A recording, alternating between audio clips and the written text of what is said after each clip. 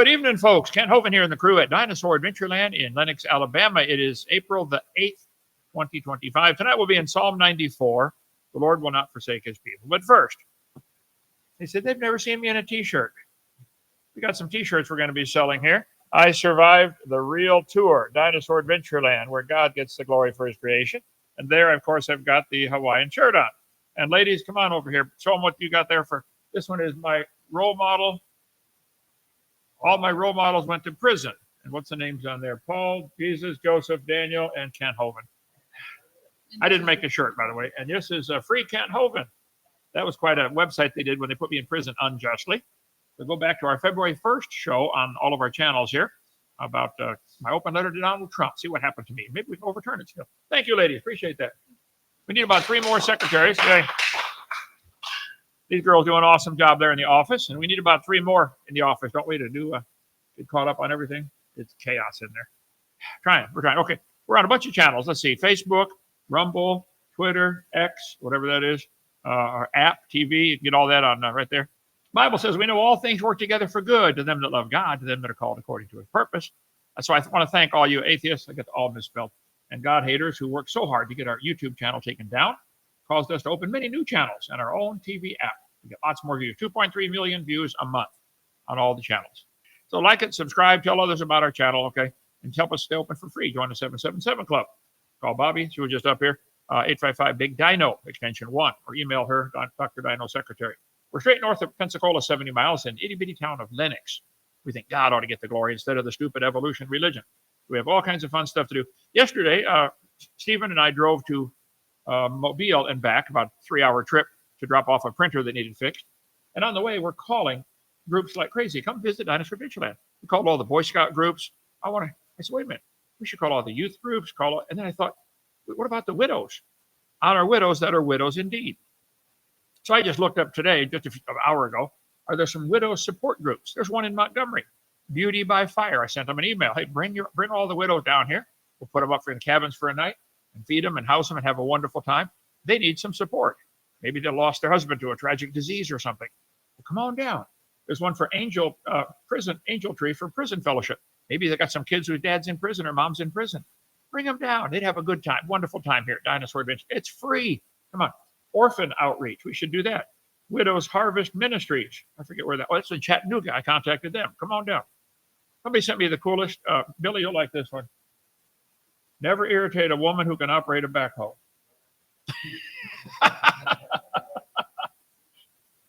That's classic. Ignorance can be educated and crazy can be medicated, but there's no cure for stupid. People send me the funniest stuff. Law in California requires the state to pay $140 a day for a person sent in prison unlawfully. Wow. Good. Watch my February 1st show, Open Letter to Donald Trump from a couple months ago, and share that with everybody you know and say, get Ken Hovind's case overturned. That's what the free Ken Hovind shirt is about. Oh, yeah, please do. We have all kinds of fun activities to do here. Visitors come from all over the world, and I give tours every day, even the days we're closed, okay? Come on, it's a lot of great stuff to do here. See our giant tortoise, Turbo.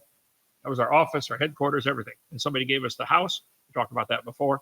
Moved up there. That was where we did our broadcasting. And it's now like, do I have a living room or it's a little bitty 2-bedroom house? What would you call it? Living room? It was sort of a little pretty small, okay? That was the studio. Come on up. 9 years, thousands of people have come help to build. If you help build DAL, come on back and see what we're doing here. It's amazing. Used to be side-by-sides to give tours. That's part of our tour right there. Let's see. Thousands of visitors from all over the place. Our emus. We had 4 emus donated to us. One was not very friendly, so he ended up on the Thanksgiving dinner table a couple of years ago. People say, what did it taste like? Emu. And the other 3 are very friendly now. They got the message. So lots of fun stuff to do around here. It's just, I'm a little prejudiced, but I think it's the coolest place in the world. I'm on permanent vacation. People come for Dinosaur Adventureland Christmas. We have parties here. On the 9th, we're going to have barbecue and all kinds of stuff eaten all day long. Pig out. Get baptized if you'd like. If you've never been baptized, come on down. We can do it in our lake. Had a baptism, 2 days ago down there. See our Alabama's largest taxidermy collection, we think. All kinds of fishing down there. Billy, what's the biggest fish you know of?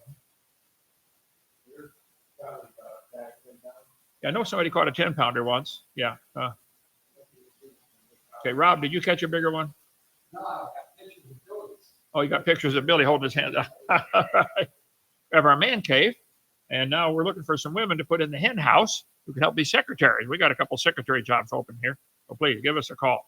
If you want to help reach millions of people, come on down. Psalm 94. The Lord will not forsake his own people, his people. O Lord God, to whom vengeance belongeth. O God, to whom vengeance belongeth, show thyself. Now keep in mind, this was a song in the Hebrew language. So just like our songs today, sometimes you repeat a phrase, and sometimes it has, to make something rhyme, they'll say certain things. But God, vengeance, what's this? God can take vengeance? Oh, yeah. Lift up thyself, thou judge of the earth. Render a reward to the proud. Lord, how long shall the wicked triumph? This word vengeance is found in the Bible 45 times, okay? The Lord said to Cain, he said, if anybody slays Cain, I'm going to take vengeance on him sevenfold. Strange verse, that one is. Vengeance belongs to me, God said. Their foot shall slide in due time. Lester Roloff preached a great sermon on that. Their foot shall slide in due time. Get a chance to look at that. Anyway, vengeance mentioned in the Bible a whole bunch of times. You can look that up for yourself. It's cool to study just different words in the Bible and chase it down. How many places it's used. How long shall they utter and speak hard things, and all the workers of iniquity boast themselves? They break in pieces thy people, O Lord, and afflict thy heritage.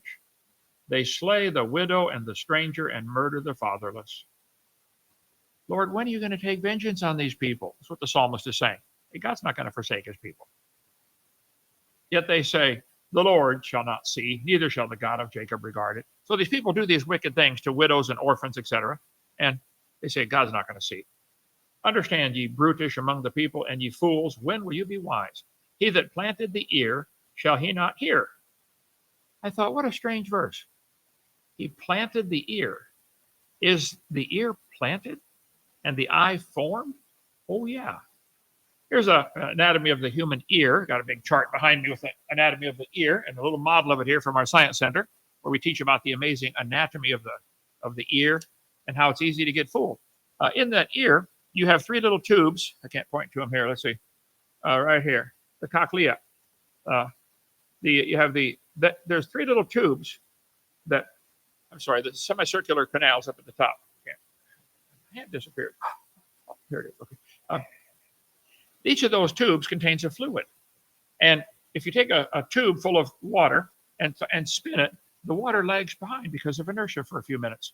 There's a great movie done by Moody Science Films years ago, tremendous, called Signpost Aloft. You get a chance, Signpost Aloft, Moody Science. Excellent movie they did. And they talk about a pilot. They have a pilot, a trained pilot and a gymnast, and they put him in a chair and blindfold him and get him spinning around. And he says, okay, I'm turning to the right. I'm turning to the right. After about 10 seconds, he says, I'm slowing down. Okay, I stopped. And he hasn't stopped at all.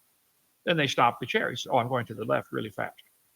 Take the blindfold off, and he's dizzy because he wasn't going left at all. The inner ear has these tubes, and there's little tiny hairs in there that trigger when the fluid moves. So when you turn your head this way, your body says, oh, I'm turning. You can go this way. There's a different tube does it, and this way for the other one.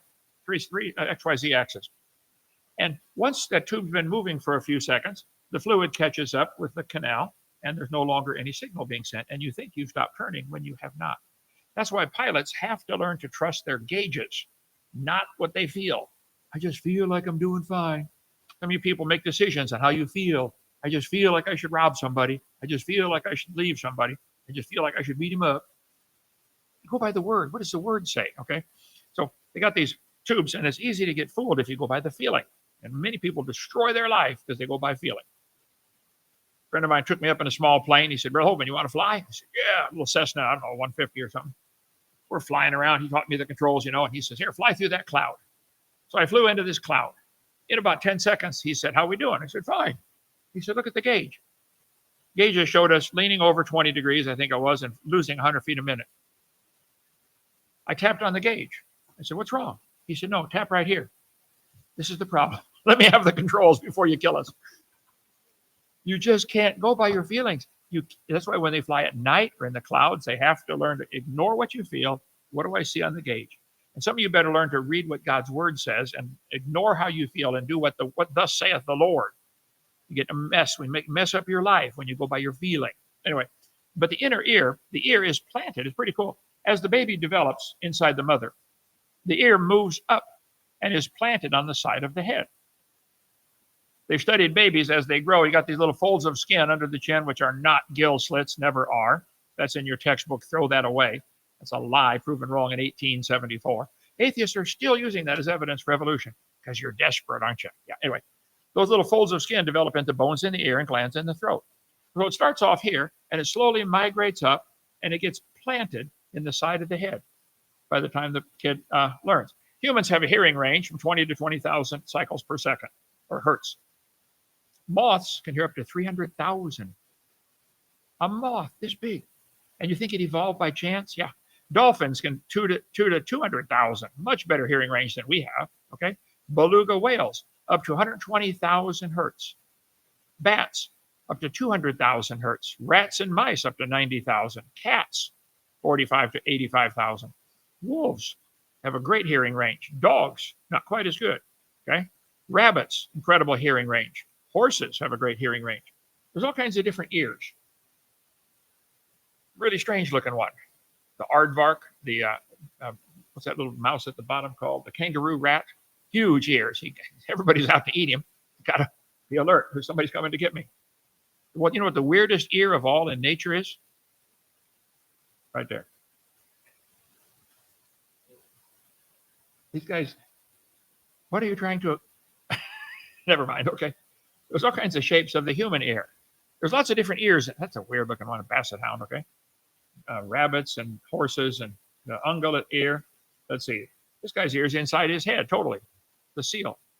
Humpback whales can hear sounds 5,000 miles away. I'd say that's pretty good hearing.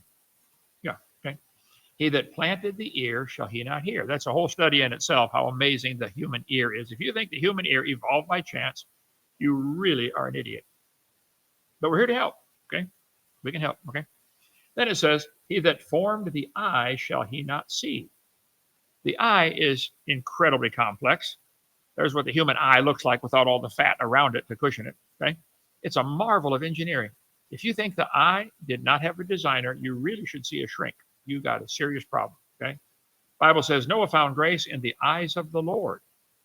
In Deuteronomy, he said, the land which the Lord thy God careth for, the eyes of the Lord thy God are always upon it. By the way, God's watching over Israel, and you watch this conflict going on now.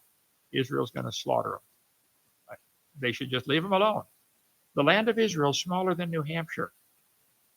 Why don't you Arabs build your colony for all those folks out in the middle? You got plenty of room, okay? He said he did that which was right in the eyes of the Lord. The eyes of the Lord are in every place, beholding the evil and the good. Noah found grace in the eyes of the Lord. Awesome. I want to find grace in the eyes of the Lord, okay?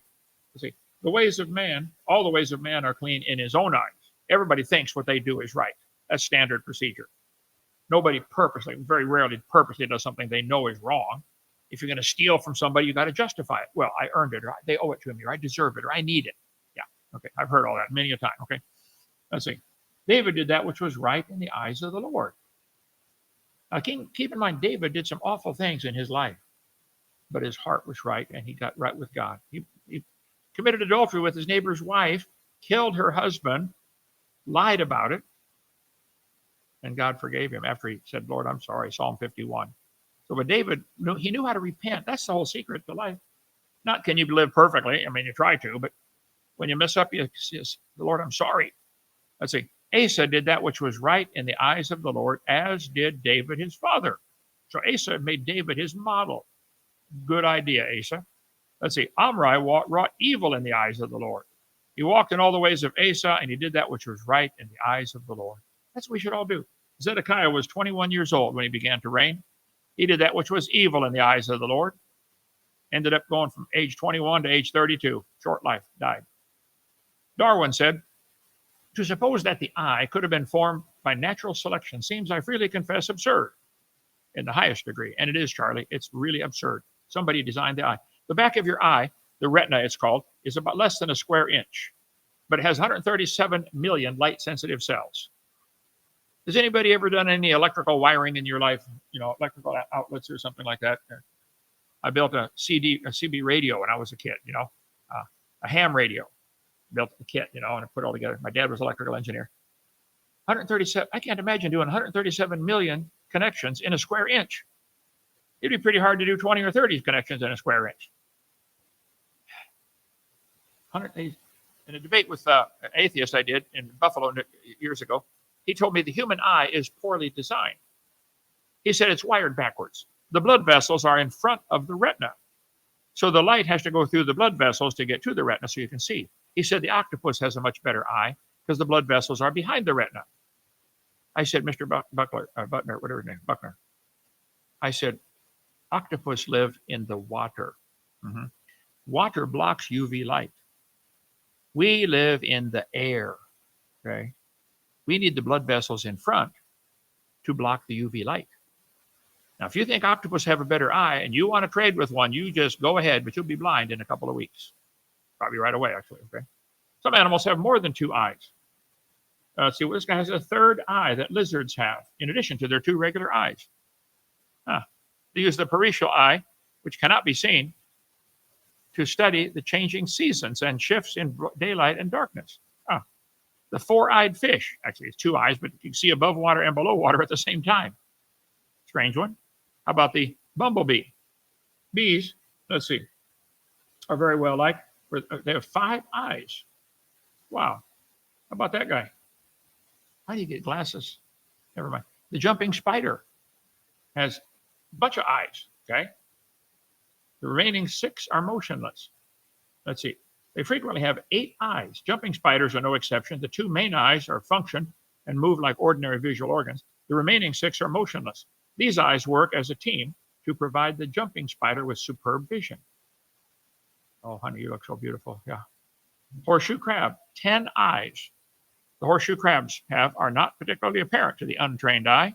They can detect light, hunt for food, evade predators, thanks to their eyes.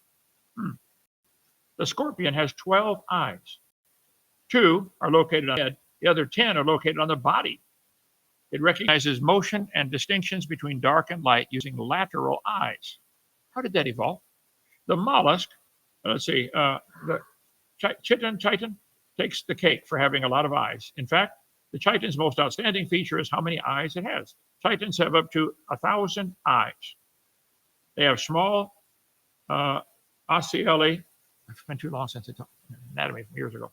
Anyway, small eyes embedded in their shell. Their glowing eyeballs, which may be used to replace broken ones, allow them to see in the dark.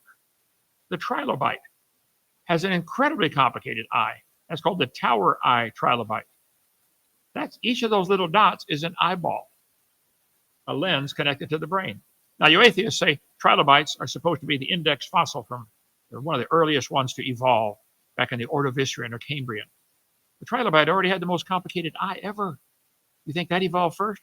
You guys are insane for believing that stupid religion, okay? Trilobite, extinct marine. No, they're not extinct. There's some still around, okay? Trilobite. We covered that before. The first appearance of the trilobite is from a long time ago, 521 million years ago. It had the most complicated eye. No, trilobites. I got some. Don't I have them here? Or they're in the. Whoa. I got trilobites. Maybe I put them back in the science center. Anyway, here's one. Right. Okay. Here's one of the tower eye trilobites. Yeah. This was designed by a really smart designer. I know him personally. I'd like you to get to know him personally too, if you want. Let's see. The largest trilobites were 28 inches long. Big trilobite. What are the trilobites? Oh, from the Permian. There's no such thing as a Permian era. You guys knock it off, okay? Quit pretending. They call it trilobite. Tri meaning 3 lobes. It has 3 parts to its body. The trilobite. There were some really, really big ones, okay? Really big ones. All right, let's see. The most complicated eye. The evolution of sight. Now they think, oh, yeah, eyeball just evolved by chance. Hexagonal numbering in the 100 to tens of thousands. Each lens connected to a nerve going to the brain. Each one of those little lenses. They had many thousands of lenses all wired to the tiny brain. Tiny's misspelled, sorry. There it is. Let's see, the holocroal eye. Let's see, 15,000 lenses. And you think nobody designed it. It happened by chance. Are you dumb in any other area, or is that all we got to worry about? Can you drive without, hurting anybody? Tower-eyed trilobite. Wow. Unlike the flexible lenses in our eyes, hard lenses create distortion on the edges, known as spherical aberration. Humans discovered the only two shapes to solve this problem: René Descartes' lens in 1637 and Christian Huygens' lens in 1690. Later, it was discovered that some fossilized trilobite eyes already had these lenses. The only way to get rid of chromatic aberration is a special curve on the lens, and they already had it. Guys, it was designed. Human eyes are amazing. Animal eyes are amazing. The weirdest eyes in the animal kingdom see a world we can't imagine. They can see colors we can't see. Birds have 6 photoreceptors, 4 cones for tetrachromatic vision, a rod for an unusual double cone for non-colored motion perception. Have protein in their eyes could allow them to see the magnetic field. Can you see that? That's how they can navigate. There's a bird called the Pacific golden plover, Plover. They go to Alaska during the height of mosquito season. They mate, lay their eggs, and pig out on mosquitoes. The babies hatch and they pig out on mosquitoes. Mom and dad then, when the babies are just about big enough, they take off for Hawaii and fly 2,000 miles over open ocean, no landmarks, and land in Hawaii. 2 weeks later, the babies take off and fly 2,000 miles and land with their mom and dad. How do they know where Hawaii is? They're navigating by the magnetic field. Well, you'd almost think that was designed if you didn't know better, wouldn't you? Migratory birds can navigate very well for a long time. It wasn't clear how they did it. Recently, scientists narrowed it down to a class of proteins called cryptochromes, which are sensitive to blue light. Eyes are amazing. Yes, God planted the ear and he formed the eye. Why don't you give him the glory? We don't have a problem doing that around here at Dinosaur Adventureland. Okay. He formed the eye. Okay. He that chasteneth the heathen, shall not he correct? He that teacheth man knowledge, shall not he know? God knows everything. The Lord knoweth the thoughts of man, that they're vanity. He knows your thoughts. God knows our thoughts no matter who or where we are. Psalm 139 begins this way. O Lord, you have searched me and known me. When I sit down, when I rise up, you discern my thoughts from afar. That's not King James, but these folks do a good job. Commentary. They should use a King James, guys. Okay. Let's see. 2 of the 10 commandments deal with our thoughts. The first commandment, have no other gods before the Lord. This is a heart matter. The 10th commandment warns us not to covet what others have. Coveting is also a sin of our thoughts. When Jesus walked on earth, he knew people's thoughts and answered before they even verbalized their question. See Matthew 9, Luke 9, and Luke 11. In this way, Jesus exhibited the divine trait of omniscience. Omni means all. Science. He knows everything. Omniscient. Omnipotent is all powerful. Okay. Omnipresent. He's everywhere at the same time. That's the question. Website, gotquestions.org. Search me, O God, and know my heart. Try me and know my thoughts. You want God to tell you what he thinks about your thoughts? You really ought to think about what you think about. And see if there be any wicked way in me. Lead me in the way everlasting. Blessed is the man whom thou chastenest, O Lord, and teachest him out of thy law. It's a blessing when God spanks you because you know he loves you. If your parents never bothered to spank you or correct you in any way, they don't love you. Okay? The Lord chastening us is described in several Bible verses. Hebrews 12. For whom the Lord loveth, he chasteneth, and scourgeth every son whom he receiveth. It emphasizes that discipline from the Lord is a sign of his love. My son, despise not the chastening of the Lord, neither be weary of his correction. Whom the Lord loveth, he correcteth, even as a father the son in whom he delighteth. Further illustrating that God's chastisement is corrective and loving. Additionally, Jeremiah 31 and Deuteronomy provide examples of God's corrective actions, comparing his discipline to that of a father towards a son. Verse 13. That thou mayest give him rest from the days of adversity. See, when God corrects you, it keeps you from messing up. Until the pit be digged for the wicked. The pit. The Bible talks a lot about pits, okay? The Lord said, Moses said, hereby shall you know that the Lord has sent me to do all these works, for I have not done them of my own. There was a rebellion going on. Moses is leading the people around, and some of the people say, hey, we think we should be the leader, the boss, they're narcissists. We're going to take over. Moses, we don't think you're doing a good job. God said, Moses, get up on the hill. Tell them exactly what I tell you. You tell those people, if these men die the common death of all men, or if they be visited after the visitation of all men, then the Lord hath not sent me. But if the Lord make a new thing, and the earth open her mouth and swallow them up with all that appertain unto them, and they go down quick into the pit, then ye shall understand that these men have provoked the Lord. That's quite a test. Moses said, okay, Korah, you and your guys stand over here. I'm going to stand over here. Let's let God decide. And the earth opened up and swallowed them alive into the pit. The earth opened her mouth and swallowed them up. They and all that appertained to them went down alive into the pit, and the earth closed upon them, and they perished from among the congregation. I think God takes this leadership thing kind of serious. The military does, don't they? Even if your boss is dumber than you, he's the boss, okay? God sets up chain of command for the family, for the military, for the church. Yeah, okay. The mouth of the strange woman is a deep pit. He that is abhorred of the Lord shall fall therein.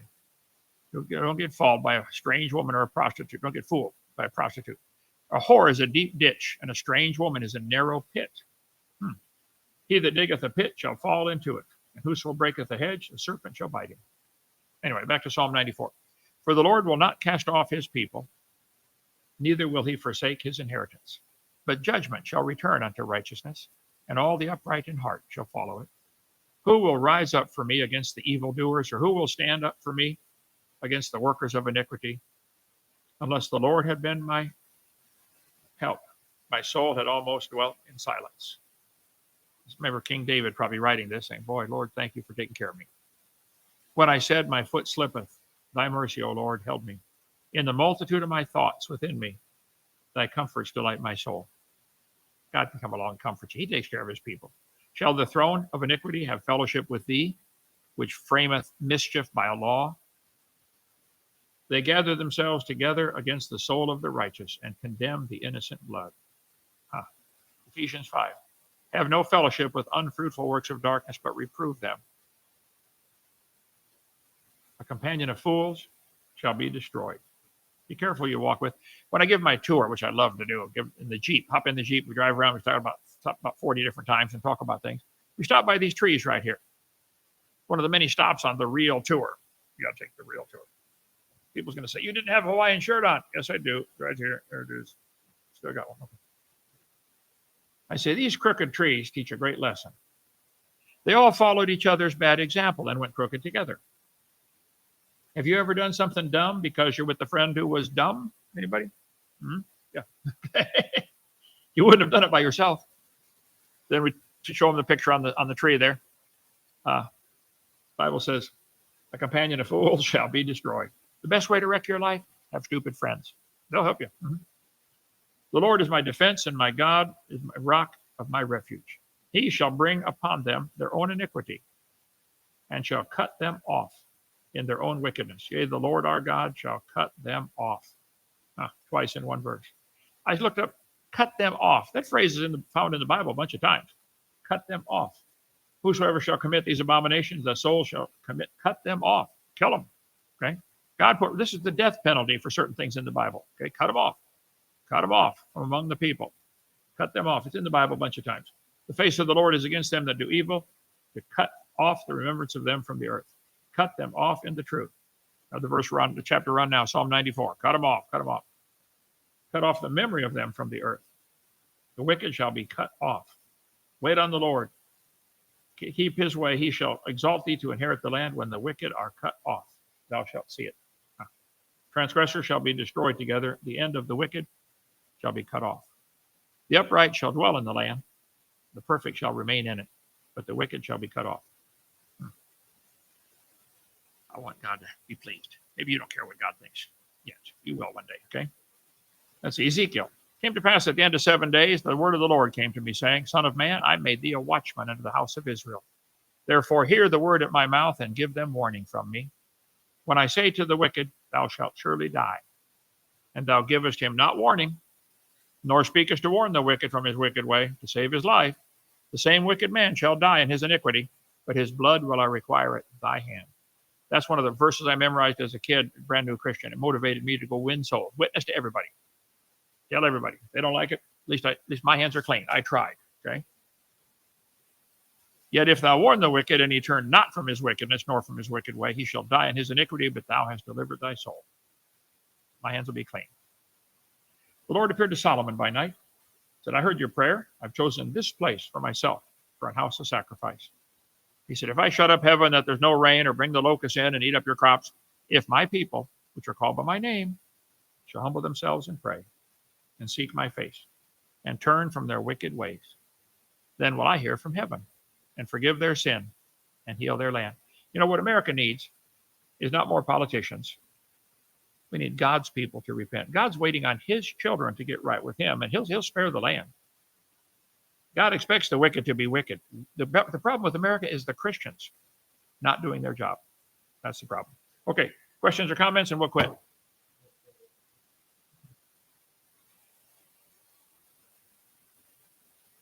There's still dinosaurs roaming the earth today, for example, a tuatara. No evolution, maybe it just doesn't work sometimes. Well, that's not a dinosaur, but yeah, I think there are still some dinosaurs alive. We cover that on video number 3 of my series, Creation Seminar Series. Get the whole thing for $50. Video 3 is all about dinosaurs in the Bible, dinosaurs all through history, and some dinosaurs may still be alive. Loch Ness Monster kind of stuff. There's a lot of sightings along that. How many animals can Adam name in a minute? 100 a minute. Aardvark hamster. I think he's quoting me. Yeah, I can speak 300 words a minute when I get excited. So if there's 8,000 kinds of animals on the ark, name them all in 21 minutes? Not a problem. Adam was a pretty smart fellow, you know. Walk, talk, name all the animals, get married first day. Okay, is that it? What? He married the prettiest woman. Married the prettiest woman in the world. He spoke every language in the world. Brilliant guy. Yeah. Okay. See you tomorrow night. Whack an atheist. I love this. All right. Bye.